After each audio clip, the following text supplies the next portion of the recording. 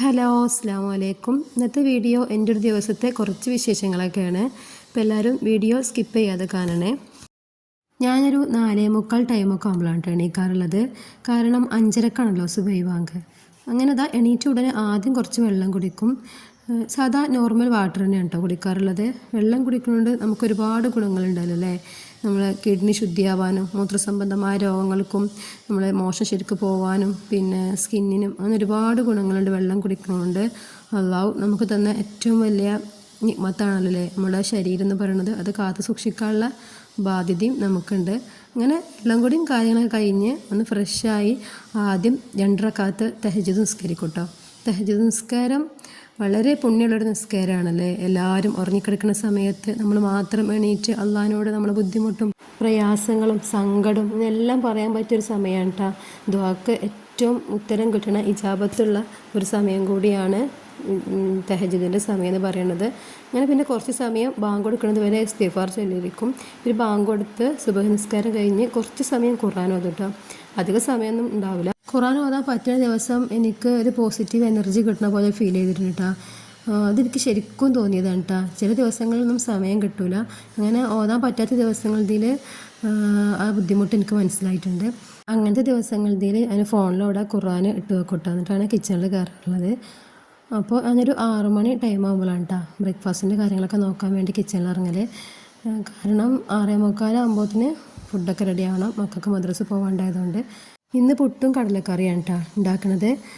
പിന്നെ ഇന്ന് ഉച്ചയ്ക്ക് ചെറിയൊരു വിരുന്നുണ്ടായിരുന്നു കേട്ടോ. അതുകൊണ്ട് തന്നെ ലഞ്ചൊന്നും റെഡി ആക്കേണ്ട ആവശ്യം ഉണ്ടായിരുന്നില്ല. പിന്നെ ക്ലീനിങ്ങും കാര്യങ്ങളൊക്കെ തീർത്ത് ഞാൻ ഉച്ചക്കാണ് കേട്ടോ വീഡിയോ എടുത്തത്. അങ്ങനെ മൂത്തച്ഛൻ്റെ വീട്ടിലാണ് കേട്ടോ വിരുന്ന്.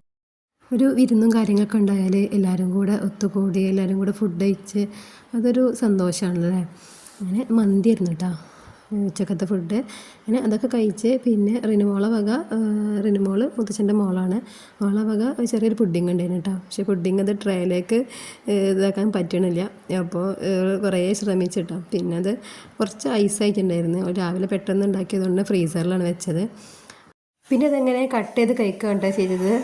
മക്കളൊക്കെ വെയിറ്റ് ചെയ്തിരിക്കുകയാണ്. നല്ല ടേസ്റ്റ് ഉണ്ടായിരുന്നു കേട്ടോ പുഡിങ്. കാരമലൊക്കെ ചെയ്തതുകൊണ്ട് തന്നെ നല്ല ടേസ്റ്റ് ഉണ്ടായിരുന്നു. ചെറിയ ബൗളത്തൊക്കെ സേവ് ചെയ്യാൻ പറ്റിട്ടോ. പിന്നെ കുറച്ച് റെസ്റ്റൊക്കെ എടുത്തതിന് ശേഷം ഒരു 4 മണി 4:30 ആയപ്പോൾ ചെറിയ സ്നാക്സൊക്കെ കഴിച്ച് ഞങ്ങൾക്ക് ചെറുതായിട്ടൊന്ന് പുറത്ത് പോകാണ്ടായിരുന്നു കേട്ടോ. മക്കൾക്ക് യൂണിഫോമും ചെരുപ്പൊക്കെ നോക്കാണ്ടായിരുന്നു. അപ്പോൾ മോൻക്കുണ്ട് യൂണിഫോം. അവന് ഷർട്ട് കിട്ടി, പാൻ്റ് അവിടെ നിന്ന് കട്ട് പീസ് എടുത്തിട്ട് അങ്ങനെ അവിടെ നിന്ന് ഇറങ്ങി. പിന്നെ ഞങ്ങൾ ചെരുപ്പ് നോക്കാനാണ് കേട്ടോ പോയത്. അപ്പോൾ താത്തയും നെത്തിയും കൂടെ അവർക്ക് രണ്ടാൾക്കും മാച്ചായിട്ടുള്ള ചെരുപ്പ് അങ്ങനെ നോക്കുകയാണ്. അതിൻ്റെ ഇടയിൽ ഷാലുദ ഇനിമോൾക്ക് പറ്റിയൊരു ചെരുപ്പായിട്ട് വന്നിട്ടുണ്ട് കേട്ടോ. പക്ഷെ അത് ഒക്കെ റെഡി ആയില്ല. പിന്നെ ഇനിമോൾ ഫുള്ള് അലമ്പായിരുന്നു.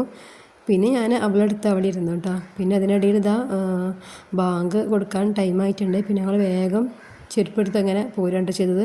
നല്ല കളക്ഷൻസ് ഉണ്ടായിരുന്നു. പക്ഷെ അതിലുപരി നല്ല തിരക്കായിരുന്നു കേട്ടോ കടയിൽ.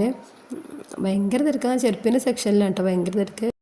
പിന്നെ എനിക്കൊരു ബാഗ് നോക്കേണ്ട ആവശ്യം ഉണ്ടായിരുന്നു കേട്ടോ. അപ്പോൾ ഞാൻ ബാഗിൻ്റെ സെക്ഷനിൽ ഇങ്ങനെ വന്ന് നോക്കിയതായിരുന്നു. ഒത്തിരി കളക്ഷൻസ് ഉണ്ടായിരുന്നു കേട്ടോ ബാഗിൻ്റെ. പല മോഡൽസ് ബാഗ് ഉണ്ടായിരുന്നു. പക്ഷേ ഞാൻ ബാഗൊന്നും എടുത്തില്ല കേട്ടോ. പിന്നെ ഞങ്ങൾ വേഗം അവിടെ നിന്ന് ബില്ലാക്കി പോയാണ് ചെയ്തത്. ഇത്രയൊക്കെ തന്നെയുള്ളൂ ഇന്നത്തെ വീഡിയോ. എല്ലാവർക്കും ഇഷ്ടപ്പെട്ടെന്ന് കരുതുന്നു. അടുത്തൊരു വീഡിയോ ആയിട്ട് വീണ്ടും വരാം. അസ്സലാമു അലൈക്കും.